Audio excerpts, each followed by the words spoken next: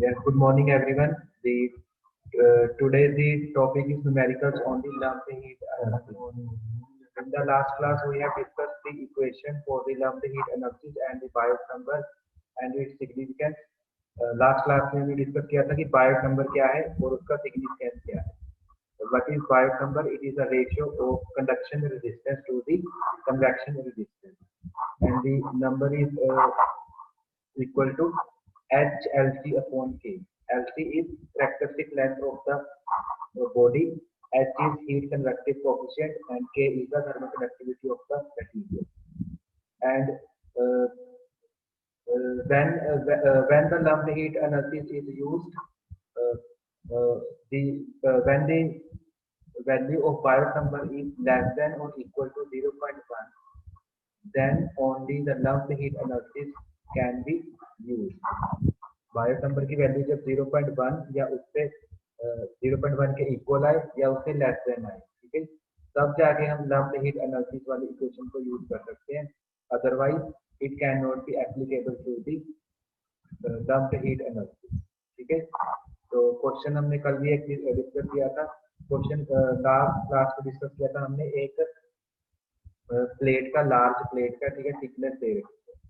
तो next question है, this is question for the long cylinder. तो स्टेटमेंट देखते हैं क्या है. A copper cylinder 10 centimeter diameter, 20 centimeter long is removed from liquid nitrogen bath at minus 196 degrees Celsius and exposed to air at 25 degrees Celsius with convection coefficient of 20 watt per meter square Kelvin.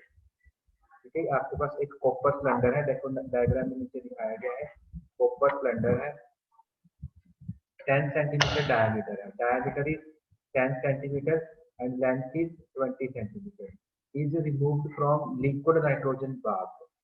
ठीक है, हमने क्या किया, एक nitrogen bath है, liquid nitrogen bath है, उसमें से उसको निकाला.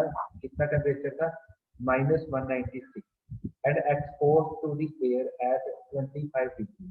ठीक है, और बाहर एयर का जो temperature that is 25 degree and heat convection coefficient कितना है, 20 वाट पर metre square kelvin, that is the value of H. Find the time required by cylinder to attain the temperature of -110 degree celsius. Take thermophysical properties as specific heat is given is 380 joule per kg Kelvin, density is 8800 kilogram per meter cube, and thermal conductivity is 360 watt per meter Kelvin. ठीक है, question को ध्यान से देखते हैं. यहाँ पे question क्या दे रखते हैं, यहाँ पे एक नाइट्रोजन बाथ है. ठीक है, ये इसी के नीचे बना लेते हैं एक डायग्राम. नाइट्रोजन बाथ है, उसमें से हमने इस सिलेंड्रिकल कॉपर जो सिलेंडर है इसको निकाला. तो टेम्परेचर कितना है उसका, -196 डिग्री सेल्सियस. ठीक है, और इसका जो एयर बाहर एम्बिएंट टेम्परेचर है दैट इज 25 डिग्री सेल्सियस. अब इसका टेम्परेचर क्या होगा, माइनस से -196 है तो पॉजिटिव की तरफ मूव होगा. ठीक है, कम होना शुरू होगा. दैट मीन्स, तो वही पूछ रहे कि -110 डिग्री तक पहुंचने के लिए उसको कितना टाइम चाहिए. Find the time required by cylinder to attain the temperature of -100 degree 10 degree celsius. ठीक है, इस टेम्परेचर तक पहुंचने के लिए उसको कितना टाइम लगेगा, दैट इज हमें निकालना है value of T. Value of T. ठीक है, तो सबसे पहले गिवन डाटा देख लेते हैं कि क्या क्या चीजें गिवन है, क्या क्या डाटा हमें गिवन. डायमीटर गिवन है सिलेंडर का, दैट इज 10 सेंटीमीटर. रेडियस कितना आ जाएगा, 5 centimetre, that is converted into metre, 0.05 metre. Length given है 20 centimetre, that is 0.2 metre. Initial temperature Ti, initial mean जब उसको उस टैंक में से इमर्स्ड बाथ में से हमने निकाला. ठीक है, दैट इज दी 196 डिग्री. और T इन्फिनिटी मीन्स बाहर एम्बिएंट टेम्परेचर कितना है, 25 degree. Value of H is 20 और T टेम्परेचर कौन सा होता है, जिस टेम्परेचर के ऊपर हमें टाइम निकालना है. ठीक है, दैट इज इस टेम्परेचर तक पहुंचने के लिए कितना टाइम लगेगा सिलेंडर को। स्पेसिफिक हीट गिवन है, डेंसिटी गिवन है, कंडक्टिविटी गिवन है, ठीक है। One thing is also noted that the unit of specific heat should be used as joule per kg Kelvin. अगर एग्जाम में किलो जूल गिवन है तो आपको किलो जूल नहीं यूज करनी, उसको जूल में कन्वर्ट कर देना, ठीक है। उसको आपने जूल में लिखना है, किलो को हटा के कन्वर्ट करके आपने मल्टीप्लाई 1000 से करनी, ठीक है। तो एग्जाम में अगर कभी भी किलो जूल दिया है तो उसको सबसे पहले आपने जूल पर केजी केल्विन में लिखना है। और एच की जो वैल्यू है that is what per metre square kelvin, metre में हम चाहिए, डेंसिटी भी मीटर में हम चाहिए, मीटर क्यूब में, यहाँ पे किलोग्राम होना चाहिए, ठीक है। बिकॉज हमारे पास हम इक्वेशन देखेंगे उसमें स्टडी करेंगे कि क्या क्या हमारे पास डाटा है, ठीक है, कैसे हमारे पास ये चीजें निकलती है। देन इक्वेशन यूज कर सबसे पहले हमें निकालना है एलसी। एलसी क्या होता है? वॉल्यूम अपॉन एरिया, ठीक है। LC is characteristic length that is equal to volume upon area. अब सिलेंडर की कितनी वॉल्यूम है, ठीक है, और area responsible for the heat transfer, दोनों को डिवाइड करेंगे, यहाँ से एलसी की वैल्यू आएगी, ठीक है। नेक्स्ट हमें निकालना है Biot number. Biot number is H L C upon K. H is given, K is given, L C जो यहाँ से वैल्यू आएगी यहाँ पे डालेंगे, फिर बायोट नंबर का वैल्यू चेक करेंगे कि 0.1 के इक्वल है या उससे लेस देन है, ठीक है। अगर इक्वल है या लेस देन है तब हम जाके लम्प्ड हीट इक्वेशन यूज कर सकते हैं, अदरवाइज नो। सबसे पहले हमें क्या निकालना है? Characteristic length that is LC. और यहाँ पे जो नोटेशन ले रखी है उसके लिए यहाँ पे सिंबल वो ले रहे हैं डेल्टा, तो आपको एलसी ही रखना है। LC is volume upon area, ठीक है। अब वॉल्यूम क्या होती है सिलेंडर की? Pi r square L. Volume is pi r square L and area, area देखो सिलेंडर इस तरीके से है। तो हीट कहाँ कहाँ से ट्रांसफर होगी? एक तो कर्व सरफेस से, कर्व एरिया है जो, ठीक है, और एक यहाँ से ट्रांसफर होगी, एक यहाँ से ट्रांसफर होगी। अब कर्व एरिया क्या होता है? 2 पाई आर एच प्लस जो ये बेस है, बेस का एरिया क्या है? पाई आर स्क्वायर, और इस बेस का area pi r square, that means 2 pi r h plus 2 pi r square. तो यहाँ पे यही चीज लिखी है, 2 pi r square plus 2 pi r h. H या एल भी लेंथ को और the height of the cylinder, ठीक है। सारी वैल्यूज डाल दो। रेडियस हमें गिवन है 0.05, लेंथ इज 0.2, ठीक है। सबकी वैल्यूज डाल के जो कैरेक्टरिस्टिक लेंथ है दैट इज 0.02 मीटर, 0.02 मीटर, ठीक है। उसके बाद हमें निकालना है Biot number. Biot number is, Biot number की वैल्यू क्या होती है? H L C upon K. H is given as 20, L C is given as 0.02 calculate किया है हमने, and value of K is 360। तो बायोट नंबर की वैल्यू इतनी निकल के आई, ठीक है। अब इसको सॉल्व करना है, किस तरीके से करोगे? 116 डिवाइडेड बाय 100 इंटू 10⁻³ तो ये भी क्या हो जाएगा? 10⁻³ डिवाइड में जाके ये कितना आएगा? 0.00111। तो this value is less then, this is less then the value of 0.1, ठीक है। अगर हमारी ये वैल्यू कैलकुलेटेड वैल्यू 0.1 से लेस देन है, ठीक है, then we can use this equation. This equation is known as the lumped heat energy, lumped heat equation, ठीक है। देन हमारे पास जो बायोट नंबर की वैल्यू है that is less than 0.1, therefore lumped heat system analysis can be applied. तो उसकी equation क्या है? दिस इक्वेशन, ठीक है। इक्वेशन में देखो हमने लास्ट टाइम क्या डिस्कस किया था? Exponential h a t density volume into C, ठीक है। बट यहाँ पे वो क्या लिख रहे हैं, h into t rho into characteristic length L C into C. तो हमने एल सी डिस्कस किया था, L C what is L C, volume upon area. Then area upon volume क्या हो जाएगा, 1 upon L C. Area upon volume क्या हो जाएगा, 1/LC, ठीक है। तो इसीलिए यहाँ पे क्या लिखा है हमने, 1/LC। LC मीन्स ये डेल्टा, यहाँ पे डेल्टा यूज कर रहे हैं हमने अपने हिसाब से LC ले रहे हैं because it is known as the characteristic length of the cylinder, ठीक है। अब यूनिट देखो, जब यूनिट की बात हो रही थी, जो वो एच है, एच की यूनिट क्या होती है, वॉट। इसको थोड़ा सा स्पेस में करते हैं, दोबारा लिखता हूँ इक्वेशन। इक्वेशन इज एक्सपोनेंशियल, यहाँ पे क्या लिखते हैं, h a tau rho V C. अब एच की यूनिट क्या होती है, watt per metre square kelvin. Area की यूनिट मीटर स्क्वायर, टाइम की unit second, divided by density is kilogram metre cube, V volume is metre cube, और यहाँ पे स्पेसिफिक हीट आपको लेनी है जूल पर केजी केल्विन। मीटर क्यूब से मीटर क्यूब कैंसिल, किलोग्राम से kilogram cancel.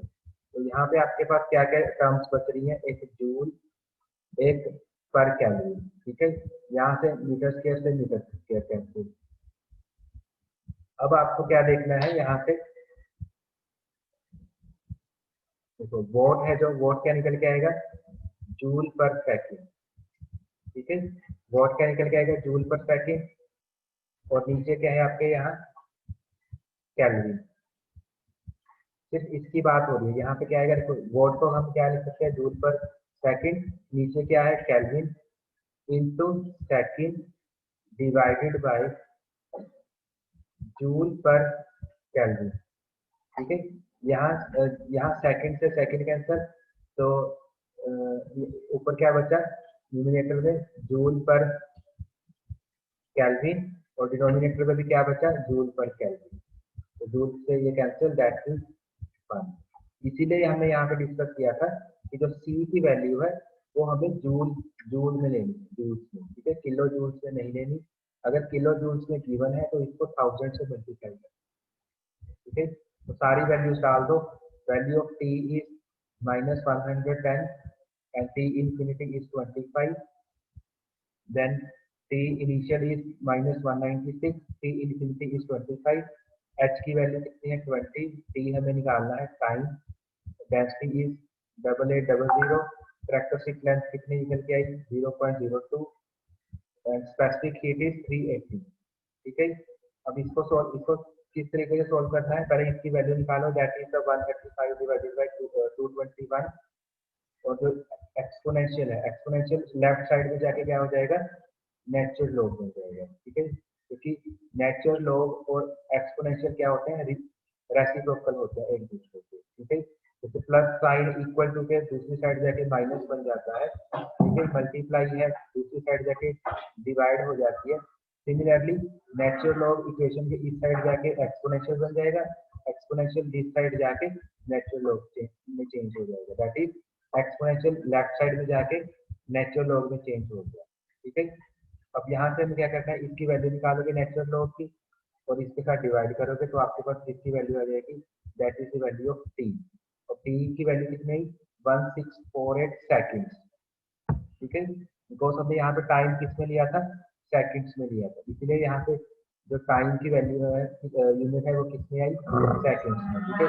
That is 1648 seconds divided by 60, 60 से अगर डिवाइड करेंगे that is the answer is 27.47 minute. इसका मीनिंग क्या है, इनिशियल हमारे पास जो बॉडी है वो 196 पे थी, बाहर एम्बिएंट टेम्परेचर इज 75 डिग्री।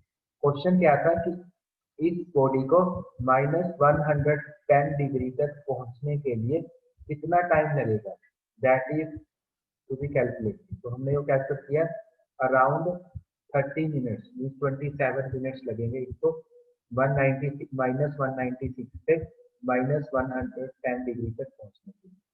ठीक है, तो इसमें सिर्फ टाइम कांस्टेंट ही वो मेजर करने के लिए ज्यादातर पूछता है कि व्हाट इज द टाइम। तो एक और क्वेश्चन देखते हैं इसमें क्या गिवन है।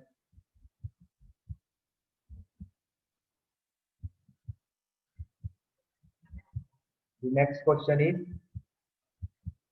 a solid steel ball। ठीक है, यहाँ पे solid steel ball दे रखे हैं, that means the spherical shell। Steel ball है जो हमारी कौन सी शेप की है, वो स्फीयर की, spherical shell। मीन्स यहाँ पे जो हमें कैरेक्टरिस्टिक लेंथ निकालनी है, वॉल्यूम अपॉन एरिया। वॉल्यूम किसकी लेनी है, स्फीयर की, एरिया भी किसका लेना है, स्फीयर। ठीक है, then is initially at 450 degree. Initial temperature दे रखा है, that is Ti। 450 degree is quenched into controlled environment at 90 degree with convection coefficient of 115 watt per meter square Kelvin। अब क्वेंचिंग हो रही है, मीन्स ठंडी हो रही है। इनिशियली इसका टेम्परेचर ज्यादा है, क्वेंचिंग हो रही है, ठंडी हो रही है, वो कितने डिग्री टेम्परेचर के ऊपर, 90 डिग्री के ऊपर। ठीक है, एंड एच की वैल्यू गिवन है 115। Determine the time taken by centre to reach at the temperature of 115 degree celsius. उसको इस टेम्परेचर तक पहुंचने के लिए, that is the temperature T, कितना टाइम उसको अचीव करना पड़ेगा। ठीक है, और गिवन क्या है, प्रॉपर्टीज गिवन है, स्पेसिफिक हीट गिवन है, डेंसिटी गिवन है, और कंडक्टिविटी गिवन है। ठीक है, सिमिलर वही क्वेश्चन है, बस उसमें क्या था, हमारे पास लॉन्ग सिलेंडर था। ठीक है, इस केस में क्या है हमारे पास, स्फेरिकल शेल। सारा कुछ गिवन है, स्टील बॉल का डायमीटर गिवन है, इनिशियल टेम्परेचर गिवन है यहाँ पे Ti, ambient temperature that is T infinity भी गिवन है, ये वाला टेम्परेचर इज T। सारा डाटा गिवन है, इसकी वैल्यू कितनी, H, K गिवन है, डेंसिटी गिवन है, C गिवन है, सारी वैल्यूज गिवन है। तो हमें सबसे पहले क्या निकालनी है, characteristic length.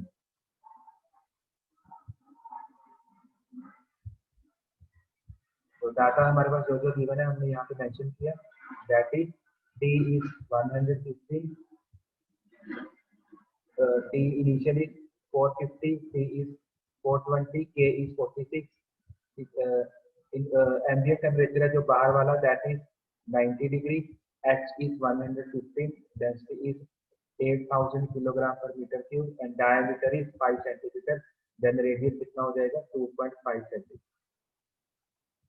The first step is to calculate characteristic length। Characteristic length is volume upon area।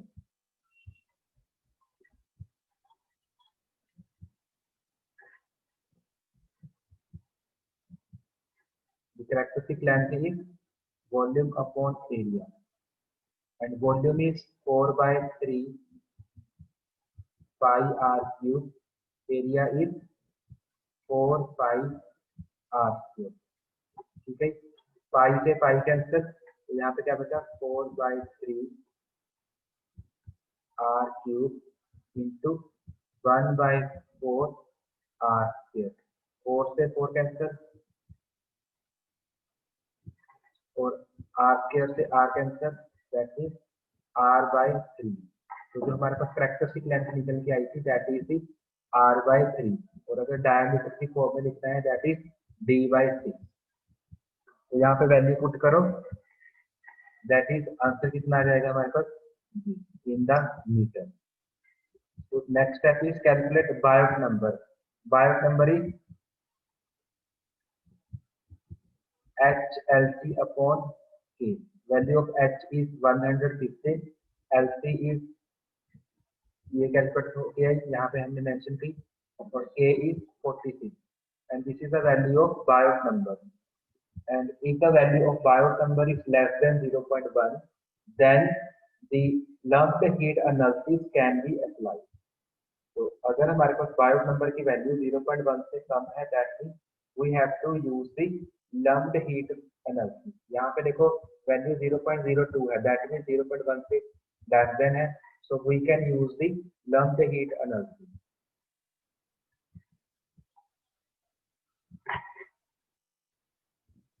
And the equation for lumped heat analysis is,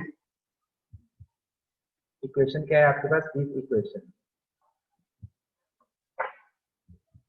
and values सारी वैल्यूज गिवन है, that is value of T is 150, value of T infinity is 90, T initial is 450, T infinity is 90, value of H is 150 and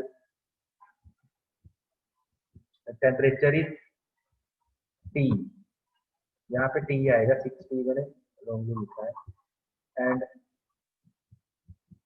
density is 8000, LC हमने निकाली है, ठीक है, that is specific heat is 420, सारी values निकाल के value of T निकल जाएगी, that is 440 second, that means अगर उसको सेकंड मिनट में चेंज करेंगे 7.34। तो क्वेश्चन क्या था कि एक स्टील बॉल है, इनिशियली उसका टेम्परेचर कितना था 150, तो जो बाहर एयर का टेम्परेचर था दैट इज 90 डिग्री, ठीक है। नेक्स्ट, अब उसको सॉरी इनिशियल टेम्परेचर था 450, ठीक है, उसको 150 तक पहुंचने के लिए कितना टाइम लगेगा, दैट इज द क्वेश्चन। 450 से 150 तक पहुंचने के लिए इसको कितना टाइम लगेगा, वही हमने निकाला, that is 7.34 minute, around 8 minutes लगेंगे इसको 450 से 150 तक पहुंचने के लिए। तो एक क्वेश्चन, लास्ट क्वेश्चन और देखते हैं। The next question is an aluminium spherical weighing 6 kg। अब यहाँ पे देखो क्या दे रखा है, उसकी कोई डायमेंशन नहीं दे रखी, मास दे रखा है। स्फेरिकल आपके पास कोई बॉडी है जिसका मास दे रखा है। Initially at temperature of 350 will suddenly immersed in a fluid at 30 degree with convection coefficient of 60 watt per meter square Kelvin। यहाँ पे देखो ये क्या है, मास दे रखा है बॉल का and initially temperature is Ti दे रखा है 350 degree and fluid temperature mean ambient temperature, बाहर कितना टेम्परेचर है, ठीक है, that is T infinity and value of H is also given, that is 60 watt per meter square Kelvin। Estimate the time required to cool the sphere to 100 degree, means 350 से 100 degree तक पहुंचने के लिए उसको कितना टाइम लगेगा वो हमें निकालना है। सिमिलर जो लास्ट क्वेश्चन किए हैं, वैल्यू ऑफ C गिवन है, डेंसिटी गिवन है, कंडक्टिविटी गिवन है। डिफरेंस क्या है इस क्वेश्चन में, इस क्वेश्चन में स्फीयर की डायमेंशन नहीं दे रही। अगर स्फीयर की डायमेंशन नहीं है तो LC कैसे निकालेंगे, वॉल्यूम अपॉन एरिया, ठीक है। यहाँ पे स्फेरिकल शेल की यहाँ पे कोई डायमेंशन नहीं दे रखी, मींस रेडियस नहीं दे रखा। अगर रेडियस नहीं है तो we can not be calculate the volume and surface area of the sphere. तो उन्होंने क्या दे रखा है, यहाँ पे मास दे रखा है, मास दे रखा है और डेंसिटी पता है हमें, density is mass upon volume, ठीक है। यहाँ पे मास गिवन है, डेंसिटी गिवन है, तो यहाँ से वॉल्यूम निकल आएगी। अगर वॉल्यूम हमारे पास आ गई, that means we have to we are calculating the radius, तो हम यहाँ से रेडियस निकाल सकते हैं, ठीक है। डेंसिटी गिवन है, मास गिवन है, वॉल्यूम गिवन नहीं है, यहाँ से वॉल्यूम निकलेगी, volume of sphere is 4/3 pi R cube. Volume की वैल्यू हमारे पास आ गई, that means we can calculate the value of radius, तो यहाँ से रेडियस की वैल्यू आ जाएगी। उस रेडियस का यूज करके हम यहाँ से कैरेक्टरिस्टिक लेंथ निकाल सकते हैं, that is volume upon area, ठीक है। तो प्रोसीड करते हैं, सबसे पहले क्या क्या चीजें गिवन है, तो उसके अकॉर्डिंग क्वेश्चन को सोल्व करते हैं। First is mass given 6 kilogram, specific heat 900 joule पर KG kelvin, density is 2700, conductivity is 205, initial temperature 350, ambient temperature 30 degree. जिस टेम्परेचर तक हमें निकालना है कितना टाइम लगेगा, that is 100 degree, value of H is 60। Then यहाँ पे हमने वही कंसेप्ट यूज किया, mass is equals to sorry density is equals to mass upon volume. तो यहाँ से वॉल्यूम क्या निकल के आएगी, mass upon density, mass upon density, mass is 6 kilogram, density is 2700. तो जो वो वैल्यू है यहाँ पे 6/2700, ये किसके इक्वल है? 4/3 pi R cube equal to 6/2700। तो यहाँ से जो आर की वैल्यू निकल जाएगी, वैल्यू ऑफ आर की 0.0809 मीटर। तो यहाँ पे जो वैल्यू ऑफ रेडियस निकल गया that is 0.0809। Then characteristic length LC, LC का फॉर्मूला क्या है? वॉल्यूम अपॉन एरिया, और यहाँ पे क्या आता है? Radius upon 3। तो जो रेडियस आया दैट इज 0.089 डिवाइडेड बाय 3। तो कैरेक्टरिस्टिक लेंथ हमारी कितनी निकल गई? इसका यूज करेंगे बायोट नंबर के लिए। Biot number is HLC upon K that is 60 into 3 divided upon K. Value of K is 205 and this value is less than 0.1. Therefore, we can use the lumped heat system analysis. So, अगर Biot number की value 0.1 के less than आ रही है, then we can use the lumped heat analysis. And what is the lumped heat equation?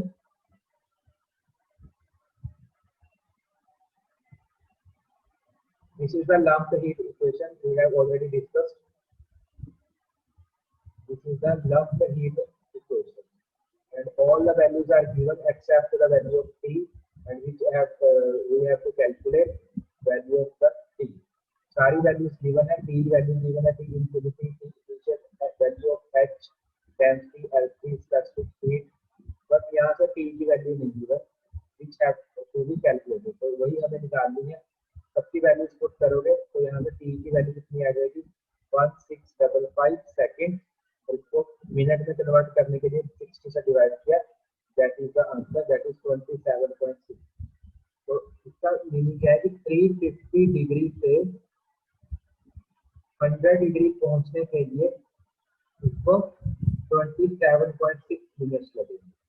ठीक है, spherical ball है जिसका initial temperature 350 था, उसको 100 डिग्री मींस कन्वेक्शन हो रही है, टेंपरेचर डिक्रीज होने के लिए उसको जो टाइम लगेगा that is 27.6 minute. This is the these are the questions for lumped heat